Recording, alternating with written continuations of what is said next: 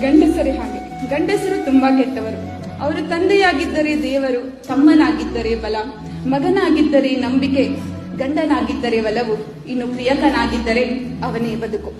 ಗಂಡಸರೇ ಹಾಗೆ. ಆ ಕುರುಡ ತಲೆ ಎತ್ತಿ ನೋಡಿದರೂ ಅವನು ನಿಮ್ಮೆದುರು ಕಾಮುಕ.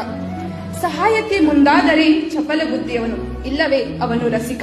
ಇನ್ನು ಸ್ವಲ್ಪ ಕಪ್ಪಾಗಿ ಕಂಡರಂತೂ ಅವನು ದೇಶದ್ರೋಹಿಯೇ ನಿಮಗೆ. ಹೌದು, ಸ್ವಲ್ಪ ಗಂಡಸರೇ ಹಾಗೆ. ಗಂಡಸರೇ ಹಾಗೆ ಅಳದವರು, ಆಳವಾದ ದುಃಖ ಎದೆ ಒಪ್ಪಿಸಿ ಒಳಗಿಟ್ಟುಕೊಂಡವರು.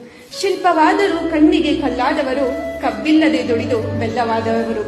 ತಪ್ಪೇನಿಲ್ಲ, ಗಂಡಸರು ಕೆಟ್ಟ ಹಣ್ಣುಗಳೇ, ಆದರೆ ಹಣ್ಣಿನ ಗಿಡವೇ ಕೆಟ್ಟದಲ್ಲ. ಗಂಡಸರೇ ಹಾಗೆ.